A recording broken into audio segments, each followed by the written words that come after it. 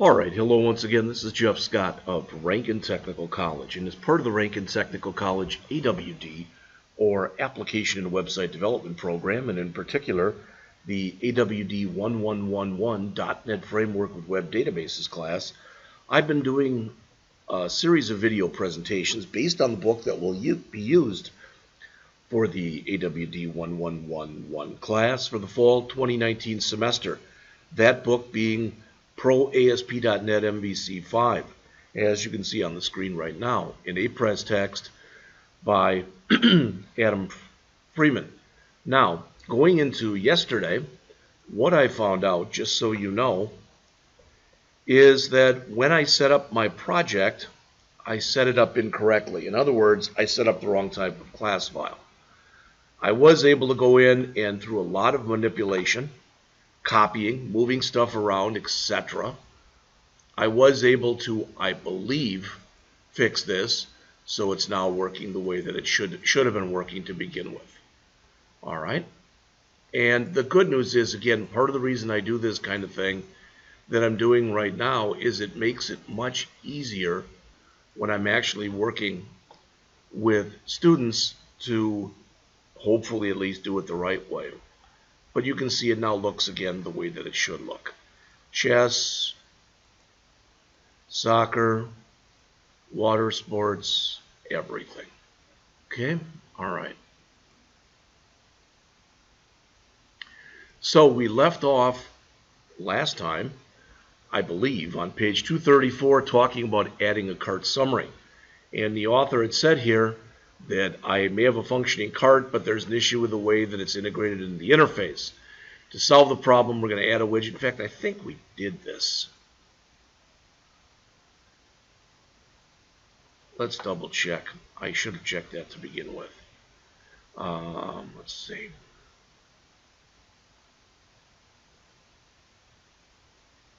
Almost positive we have already completed this.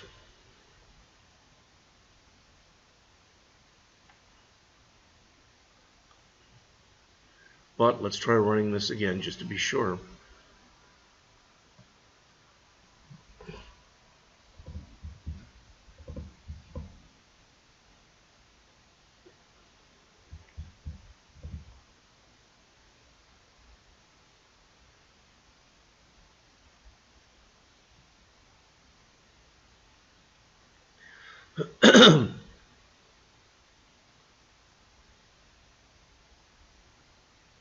Thought it was running.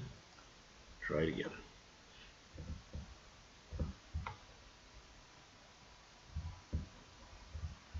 What should happen is up on top here, it should show me how many items are in my cart. There we go. Okay, so again, add to cart. Notice one item, $275.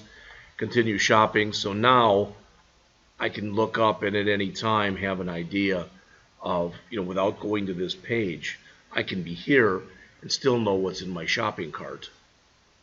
All right, and how much it costs. All right.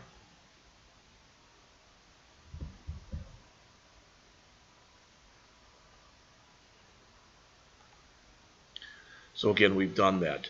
Submitting orders. We started to get into this, and this is where things started to fall apart, I believe. I now have reached the final customer feature in SportsScore, the ability to check out and complete an order. One thing to realize, they've talked about it before, I may or may not have mentioned it, but the author is not putting in the capability to physically actually buy something. PayPal, for example, has something called a sandbox, where you can actually mock, for lack of better words, mock is a bad word after we've done mock, but act as though you're actually doing actual transactions. Excuse me. All right, add a class called shipping details to the entity folder, and I don't know if I've done this or not, but we will check.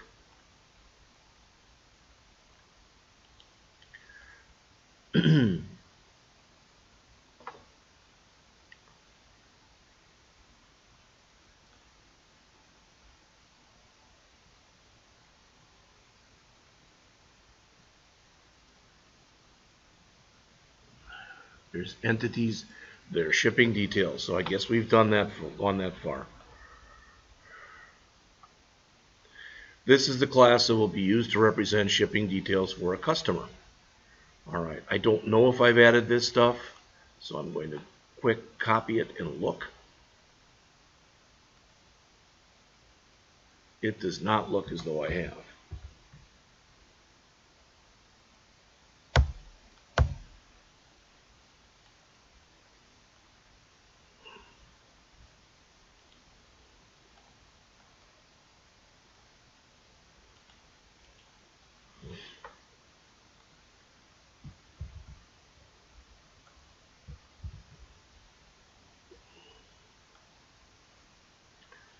All right, again, the idea here was to put down, make it look as it does in the book. So notice I'm going to break up my fields. There's the name field.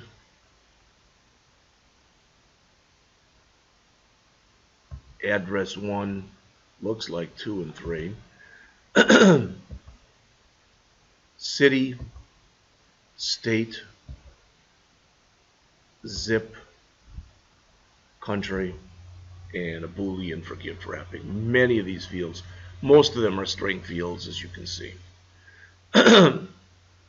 You can see that I'm using the validation attributes from the system.component.dataAnnotations namespace. Well, what you should see is that I don't have mistakes in there as I did previously. Again, the shipping class will not have any actual functionality. Mentioning that again. The goal is to reach the point where users are able to enter their shipping details and submit their order. To do this, we need a Checkout Now button in the cart summary view. Listing 9.9 here shows what we put into the cart index.cshtml file.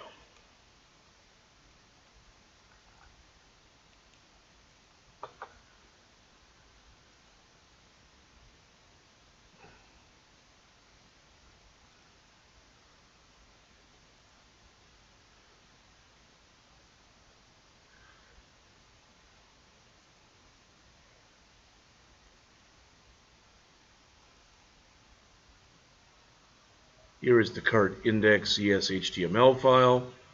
Again, sometimes we get these errors that usually disappear. Not going to worry about it right now. I think it's down here near the bottom.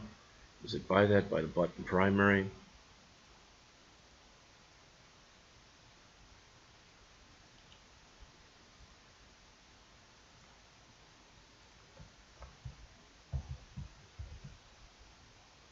Alright, so we've now added that. This is one of those HTML helpers. It will actually create for us, I believe, a hyperlink, which will have the text checkout now, and it will take us to checkout. Alright, it'll also be in a button form with the primary color, which I believe is blue. Could be green. I think it's blue though. Alright, this change generates a link that we've styled as a button. So we should have the Checkout Now button right there. And I'll tell you what, it's a little bit early, maybe a little premature, but let's try running it and see if indeed we've got the button there.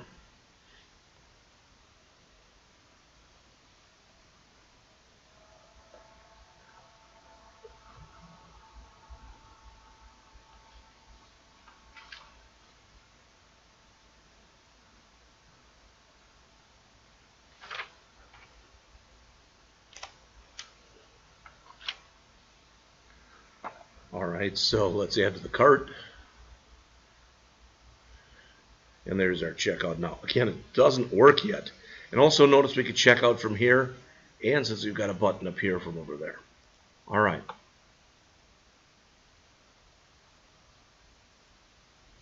As you might expect, I now need to define the checkout method in the cart controller class as shown in listing 9.10. So we want to go into cart controller, and down near the bottom we want to add this.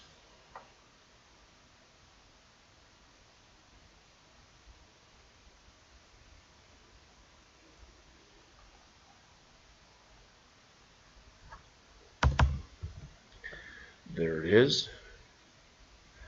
Boy, I'm getting a lot of stuff that's that is underlined right now. but hopefully, it's one of those things that when we start going on, the error, for lack of better words, kind of fixes itself.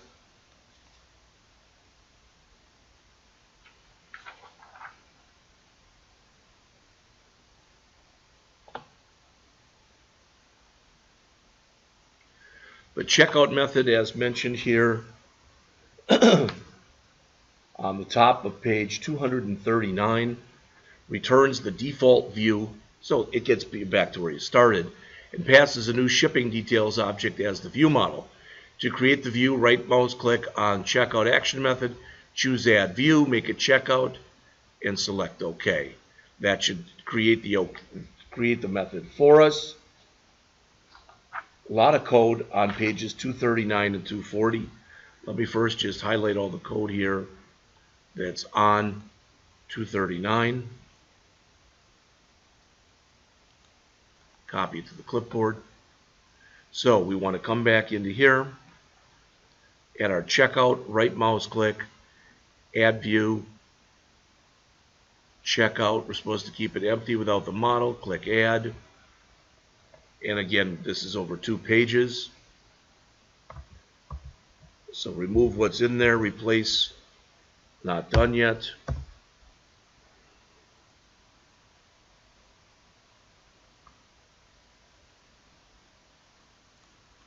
That's the rest of it.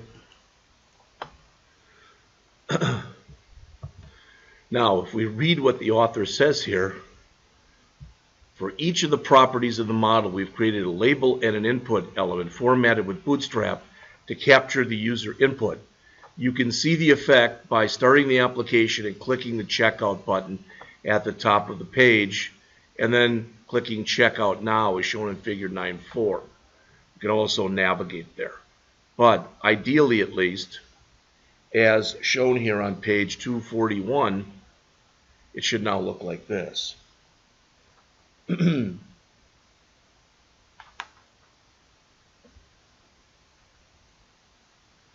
So let's give it a whirl, so to speak.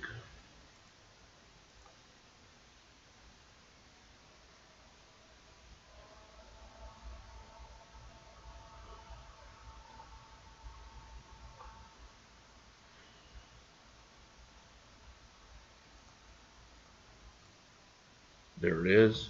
Make this a little smaller so we can see everything. And it does look the way that it looks on page 241. All right.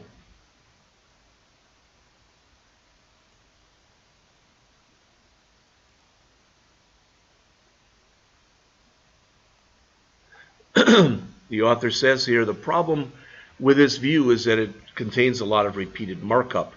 There are MVC framework HTML helpers that could reduce the duplication, but they make it hard to structure and style the content in the desired way. So instead, the author is going to use a feature to get metadata about the view model object and then combine it with a mix of C# and Razor. All right. So as you can see what I've done in figure 9.12. So we want to go back out to the checkout. .cs HTML file.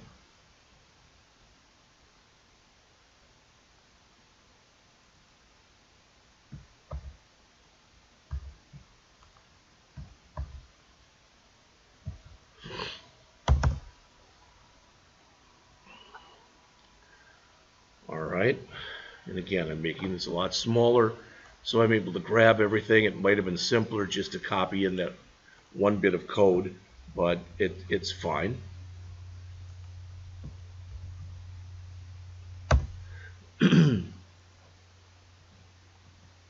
So what's new is what you see right in here. All right, again, I'm on page 242. The author says here that the static view model metadata property returns a system.web.mvc.modelData object that provides information about the model type for the view. The properties property that's used in the for each loop returns a collection of model metadata objects, each of which represent a property defined by the model type. we use the property name property to ensure that we don't generate content for the name or gift wrap properties, which are going to be dealt with elsewhere in the view. All right. Now, the author also mentions here, too, that the for and the if expressions that are shown here are used within the scope of a razor expression. Okay? They're used within using. What using allows you to do is it allows you to group a bunch of stuff together. And normally in here, just so you're aware of this, if we had an HTML begin form, at the bottom we need an HTML end form. But if you look here, there isn't one, because it's all encapsulated inside of the using statement. Okay? All right. The author says, I'm not quite done yet. If you run the model and look at the output generated by the view, you'll see that some of the labels are not correct. Again, as always, let's check. So, File, Save All, and let's run it.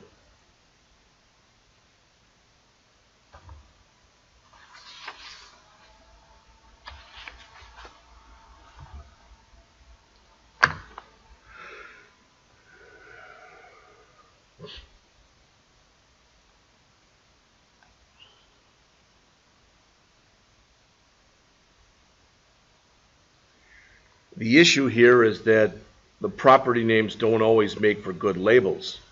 That's why, as the author says, we check to see if there is a display name available when we generate the form elements. To take advantage of the display name, we need to apply the display attribute to the model class. So we've got to go back down to shipping details. Let's stop this. And we have to go to our shippingdetails.cs file.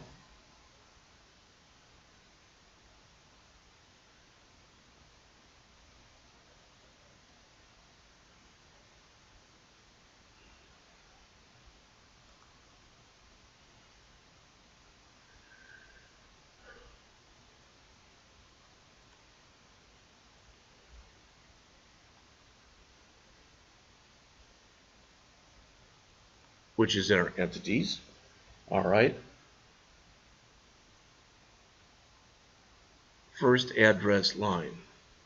So we are told after this required message here, we are to use another data annotation, DISPLAY, name equals line 1. And we are to do the same thing for line 2 and line 3.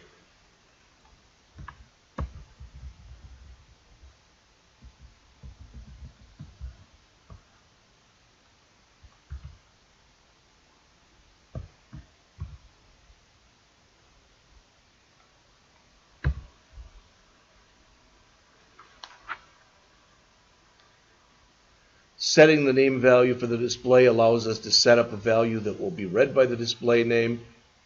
All right. The author says you see the change. I don't really see a lot of change. I will tell you this too, just so you're aware of this. We could say here primary address, secondary address, tertiary address, or something along those lines. That might make it a lot easier to read. All right. As always, the author is kind of injecting, for lack of better words, his own personal preferences, his own personal biases in here. And I'm not saying that there's anything wrong with any of them. All right, I'm at 20 minutes. So as always, I've gone a lot longer than I wanted to. Okay. So before we implement the order processor, which is next,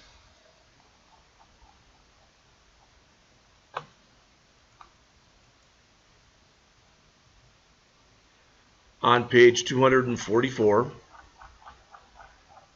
Okay, we will stop right now and continue on in the next lesson.